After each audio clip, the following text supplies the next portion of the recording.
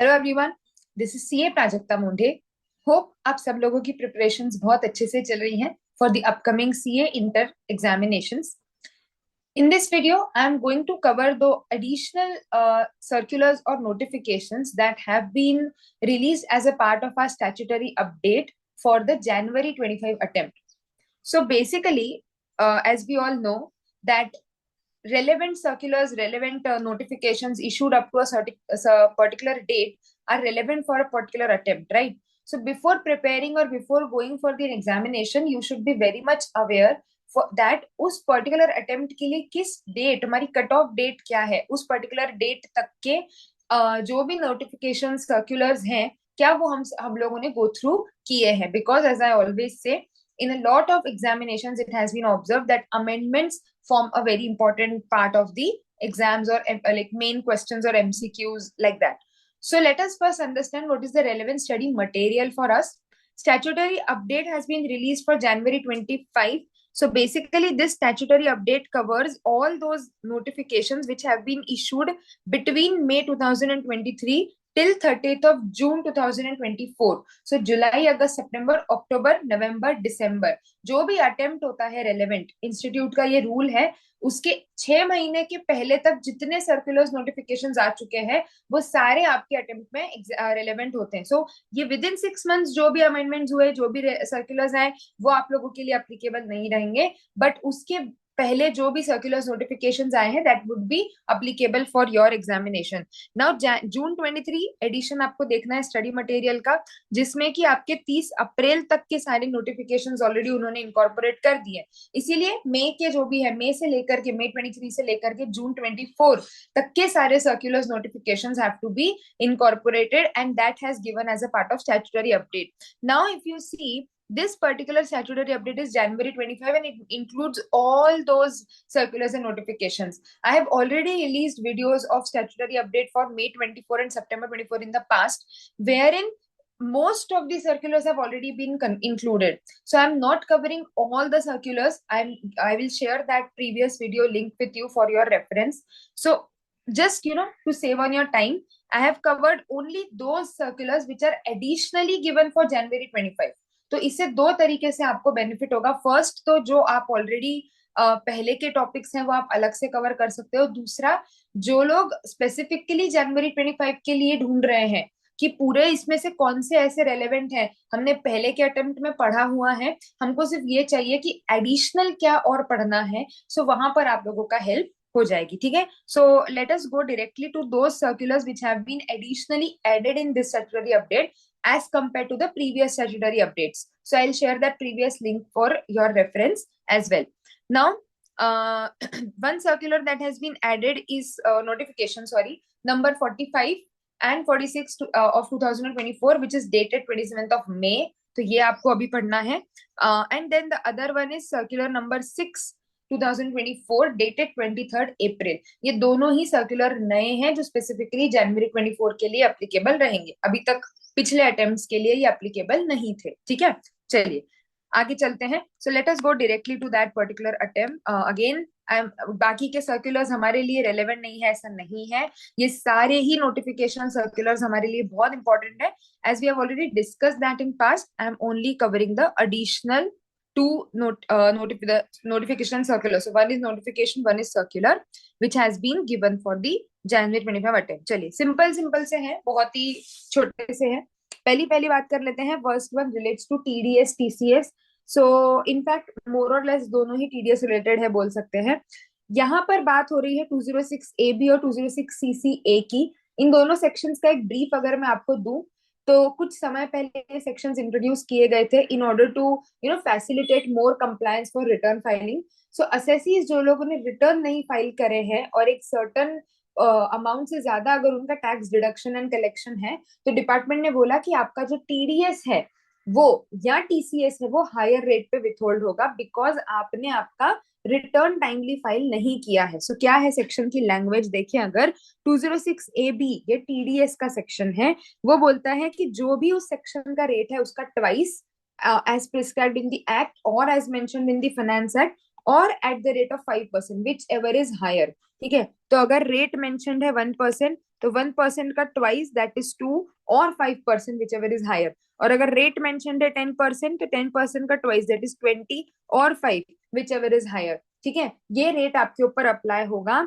Similarly 206 CCA जो है वो TCS के लिए बोलता है at the rate of higher of twice the rate और 5% इफ द पर्सन जिसका डिडक्शन आप कर रहे हो इज अ स्पेसिफाइड पर्सन। ना who is a specified person? Specified person मतलब the person who has not furnished return of income for assessment year relevant to the previous year immediately preceding the financial year in which the tax is required to be deducted or collected। तो जिस साल का TDS आप deduct कर रहे हो उससे just जो पिछला रिलेवेंट प्रीवियस ईयर का असेसमेंट ईयर है, क्या बोला है देखो, return of income for the assessment year relevant to the previous year immediately preceding the financial year, एक साल पहले, as the case may be, for which the time limit has expired। और उस साल की 139 की ड्यू डेट एक्सपायर हो चुकी है और आपने रिटर्न नहीं फाइल किया, प्लस एंड प्लस आपका TDS TCS जो ऑलरेडी उस साल में कलेक्ट हुआ है, तो डेट जा चुकी है,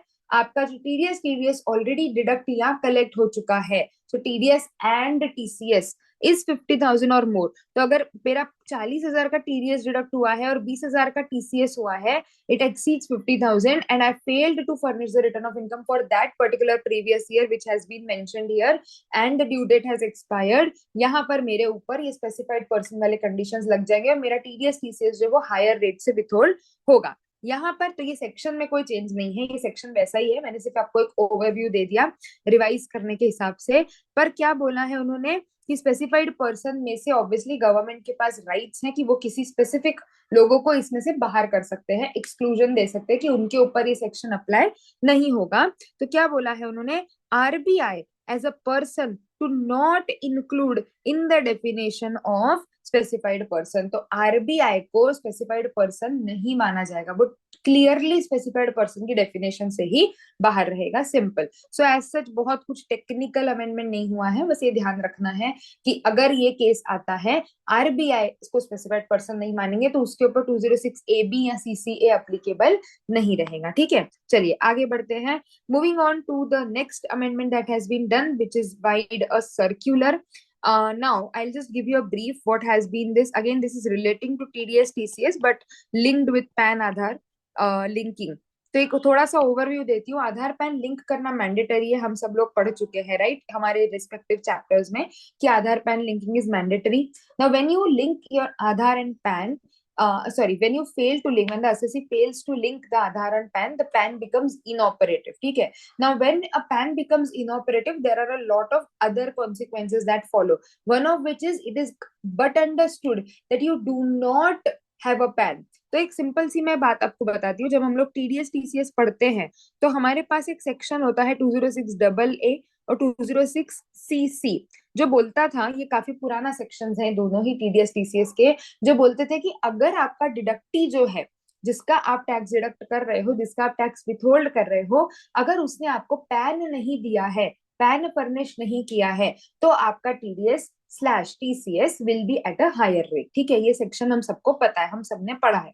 now when we talk about non furnishing of PAN, एक नई दिक्कत शुरू हो गई थी बहुत सारे लोगों के पास कि पैन तो आ रहे थे बट वो पैन इनऑपरेटिव हो गए थे बिकॉज सामने वाले ने पैन और आधार लिंक नहीं किया। I will give you a very practical example. So in one of our cases, so I also work in direct tax field practicing basically। So एक केस में क्या हुआ, that was the case of this immovable property and the person was a farmer। ठीक है, so उसका value of that property was somewhat like let's say 4 crore 5 crore something like that। So the deductor had purchased that property, उसने tax deduct किया payment करते समय, pan लिया, सामने वाले ने पैन दिया बट उसका पैन आधार लिंक नहीं था, वो फार्मर था, उसको इतना कुछ रूल्स पता नहीं थे क्या है PAN Aadhaar and all those things. So उसका पैन आधार लिंक नहीं था। When this TDS return got process, उस केस में उसके ऊपर सीधे सीधे 19% से डिमांड आई। अब 20% का हायर रेट होता है सॉरी 20% का हायर रेट होता है, 1% रेट है as per the section 194IA immovable property purchase. और तुम इमेजिन करो इमूवेबल प्रॉपर्टी परचेज की वैल्यूज ऑलरेडी ज्यादा होती है right, property purchase is mostly crores and बड़े बड़े फिगर्स। तो अच्छा खासा 5-6 करोड़ का वो प्रॉपर्टी वैल्यू था, 19% का क्या आ गया सीधे सीधे डिडक्टर पे डिमांड। सो ऐसे बहुत सारे केसेस आए जहां पर पैन तो था लेकिन पैन इनऑपरेटिव हो गया, एंड ये इतना मतलब जल्दी में हुआ सब कुछ कि the deductor was not aware of this fact कि अरे नहीं, मुझे एक्चुअली इनऑपरेटिव पैन भी देखना चाहिए, अदरवाइज मुझे हायर रेट पे डिडक्ट करना चाहिए।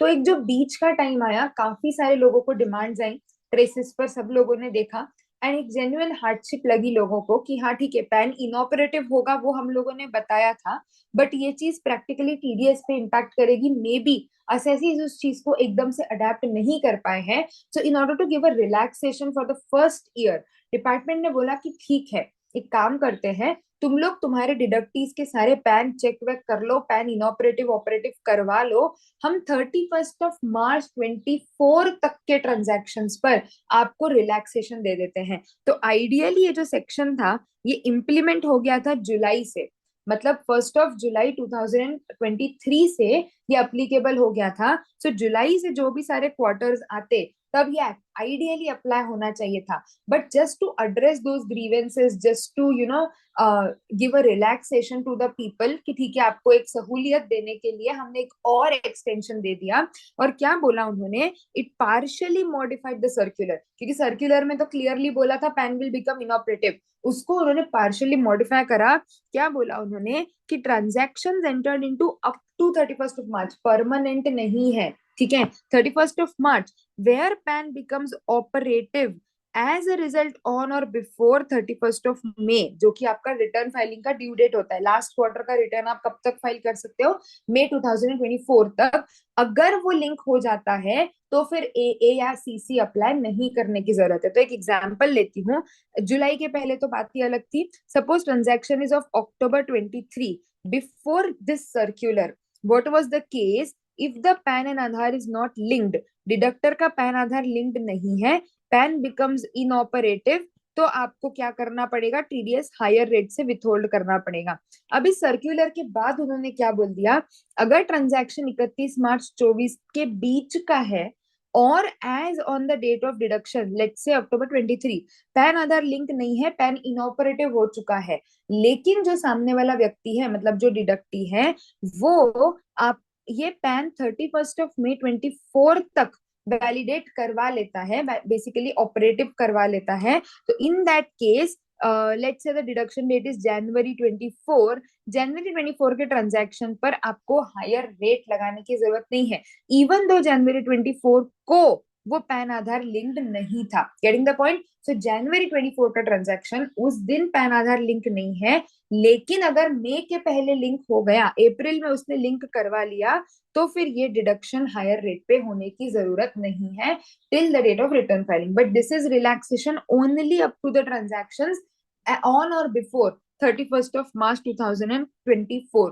तो अगर उसके बाद के ट्रांजैक्शन है, मतलब नए फाइनेंशियल ईयर के ट्रांजैक्शन हैं, तो फिर उसमें कोई रिलैक्सेशन नहीं है। मतलब इसने लिंक कब किया, लेट से 4 अप्रैल को लिंक किया, तो 1 अप्रैल से लेकर 4 अप्रैल के बीच में भी अगर इसके साथ कोई ट्रांजैक्शन हो गया है, उसके ऊपर हायर रेट लग जाएगा। Getting the point. तो वो एक तरीके से जुलाई के बाद न अप्लाई करते हुए उन्होंने मार्च तक का आपको क्या दे दिया, रिलैक्सेशन। तो यहाँ पर एक बहुत इंपॉर्टेंट बात ध्यान रखनी है, यहाँ पर आपको एग्जाम में ये क्वेश्चंस आ सकते हैं स्पेसिफिकली इनऑपरेटिव पैन को लेकर के, तो कंफ्यूज नहीं होना है कि नहीं इनऑपरेटिव पैन है तो बिल्कुल पैन इनऑपरेटिव होगा, सिर्फ एक ही टेम्पररी रिलैक्सेशन है फॉर हायर विथ होल्डिंग, ठीक है, पैन इनऑपरेटिव है, बस हायर विथहोल्डिंग नहीं करना है अगर उसने मई तक लिंक कर लिया। अगेन ये भी ध्यान रखना है कि लिंकिंग मई तक करना है। अगर क्वेश्चन में आपको दिया है कि the PAN Aadhaar was linked on in July 2024, sorry, ये बेनिफिट रिलैक्सेशन आपके लिए एप्लीकेबल नहीं है।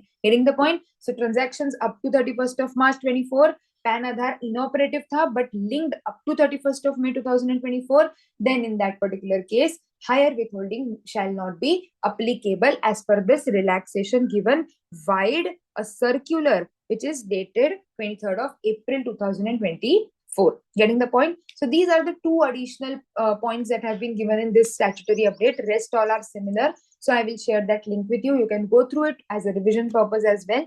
एंड जो लोग पहली बार पढ़ रहे हैं ऑब्वियसली उनको तो सारा कुछ नए नए से ही देखना है, सो आपको दोनों चीजें आप देख सकते हैं. So this is all.